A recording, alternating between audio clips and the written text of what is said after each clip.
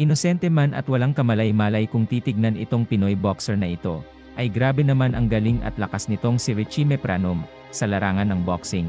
At dahil na din sa maamon niyang muka, ay marami tuloy ang nagsasabi na mahinang boxer ito. Pero bago natin umpisahan, ay suportahan mo naman ang aking channel.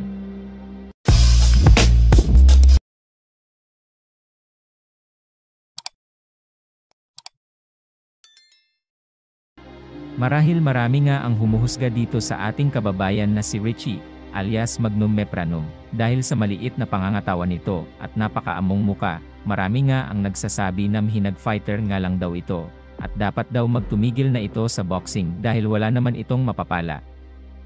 Ngunit binaliwala nga lang ito ni Richie Mepranom, dahil ang boxing nga lang daw ang kanyang kaisa-isang pangarap, dahil iniidolo nga nito ang 8th Division World Champion na si Manny Pacquiao. At papatunayan nga daw niya sa mga taong nanghuhusga sa kanya na malayo ang mararating niya sa larangan ng boxing. Taong 2010, ika-3 ng buwan ng Marso, ay naikasa nga ang laban nitong si Kabayan Richie The Magnum Mepranom kontra dito sa undefeated at bastos na si Hernan Tison Marquez. Magaganap nga ang laban nila sa Gaylord Hotel Grapevine, USA. Marami ang nagsasabi na dehado nga daw ang batang Pinoy na ito at gagawin lang pataba ng kartada nitong undefeated na hambog na ito. Bago nga mag-umpisa ang laban, ay puro na ang pagyayabang ng Mexican fighter na ito na kesyo. Sure win na nga daw ito, at ilalampaso lang niya ang payat na Pinoy sa ibabaw ng lona. Hindi niya nga daw paabutin ng round 2 ang laban, at tatapusin na niya agad ang laban, upang makapag-aliw-aliw na ito pagkatapos ng laban. May kartada nga itong undefeated fighter na si Hernan Tison Marquez, na 27 panalo, at ang 20 dito ay tinapos via knockout. Habang ang Pinoy fighter ay may kartadang 21 at ang 5 ay tinapos sa pamamagitan ng knockout, at may 2 talo. Sa status pa lang nila na malalaman mo agad na napakabigat ng makakalaban ng Pinoy fighter. Pag-umpisa pa lang ng laban nila, ay unang round pa lang ay ubod na ng init ng sagupaan ng 2 fighter na ito. Ngunit hindi nga akalain ng hambog na undefeated na kayang-kaya makipagsabayan ng Pinoy fighter sa kanya. Ángulos, tienen que taparle las esquinas y no darle espacio, no darle nada de espacio, taparle hay que seguir su plan así, boxearlo, ese peleador técnico que usa sus brazos largos. Y Meprano, no hay nada mejor que eso, especialmente en esa división ahorita que está él. Excelente sparring que tuvo.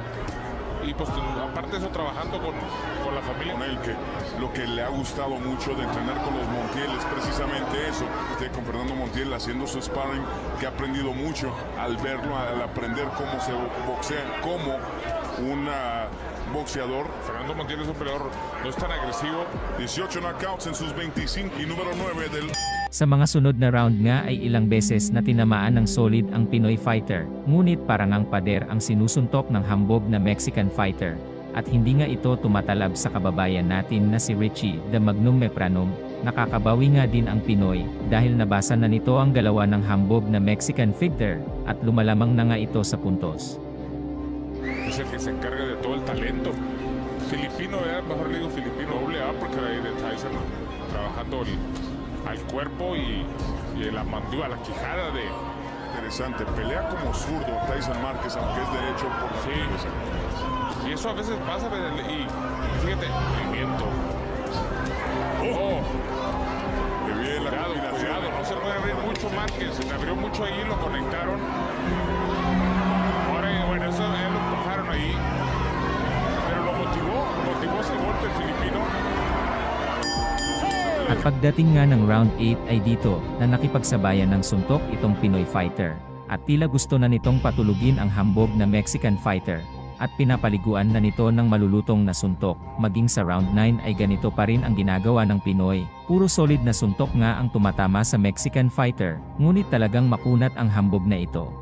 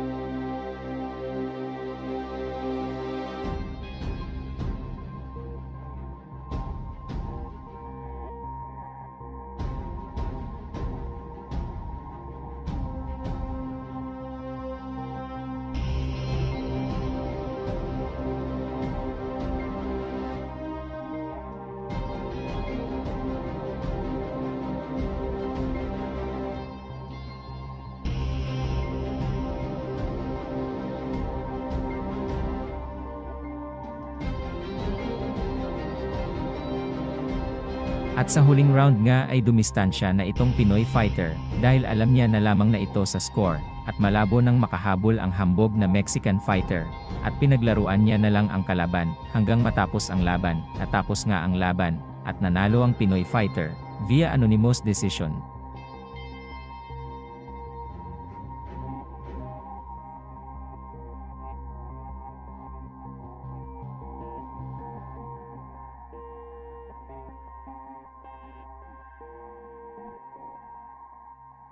Todo, pero observamos en la esquina de Meprano que le estaban diciendo tú ciérrate, y si él viene y se te amarra un tantito, mueve la cabeza, usa el cabeceo y sigue usando esa izquierda que tú mencionas. Exactamente, mira, todo lo que tiene que hacer es se tiene que ir al todo por el todo.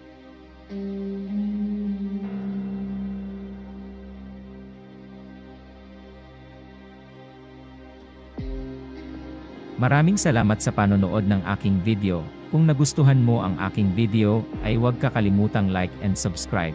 At huwag mo na din kakalimutang pindutin ang notification button upang updated ka sa aking mga video.